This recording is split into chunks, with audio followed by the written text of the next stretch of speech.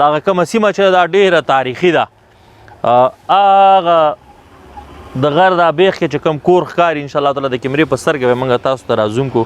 دا هغه سیمه ده چېرته چې د بمونو مور استعمال شوې وه هغه خلک چې دلته د آبادۍ او د سوکالۍ په نوم باندې راغلي او یو څو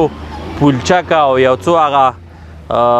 پوستې موستې جوړې کړې وې د جالونو څخه چې تله هغه هم زیاتره خراب کړې وې تحریم بیا را کړې وې او توپونه یې مره کړي وو بالاخره تیښته یې وکړه که نه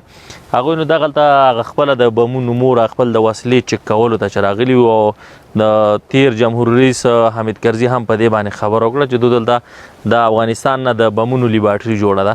نو هغه د بمونو مور چې ده هغه په دغه ځای کې چې کړې وه بیا په خبرونو کې موږ اورېدلي وو چې دې ډېر زیات ورانۍ کړی دی او د عمره څمڅې موږ غرقې کړې دا مو کړه هغه مو کړه یوازې زموږ د خټو ګټو کورونه خام کورونو چتونه یې غورځولي دي خو نور دغه ځای کې خو چې دی هیڅ هم نه دي شوي او نه دلته کومه داسې څمڅه شته دی موږ راغلو د دې ځای څخه مو لیدنه وکړه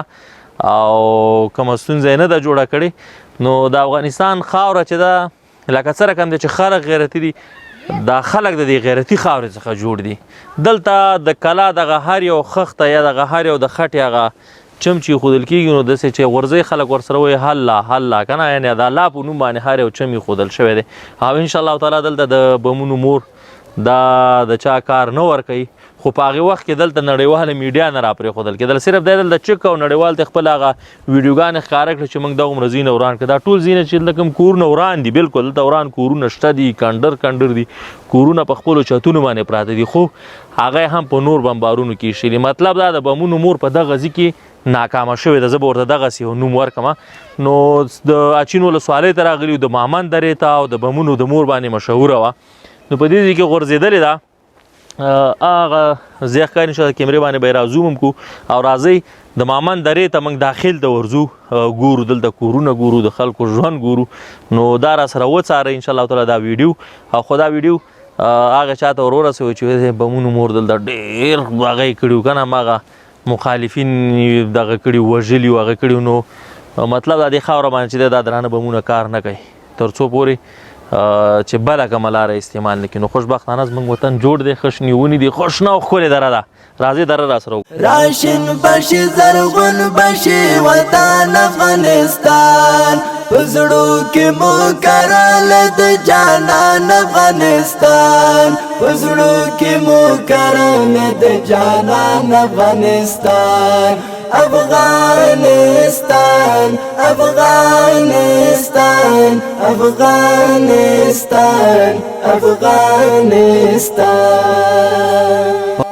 چې کله دې هم څوک راتن واخلې د زړه سره چې کله دې هم څوک راتن واخلې د زړه سره زه سم ورسره چیغې کړم قربان افغانستان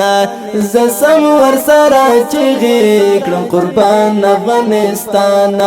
راشن بشي زرغون بشي وطن افغانستان په زړو کې مو کرل د جانان افغانستان په زړو کې مو کرل د جانان افغانستان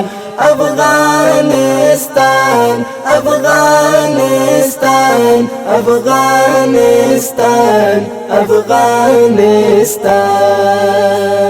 هجرت د بل وطن دا او کډواله زندگی دا هجرت د بل وطن دا او کډواله زندگی دا هجرت د بل وطن دا او کډواله زندگی دا پتړ مو اوخ کول منځ ګران افغانستان پتړ مو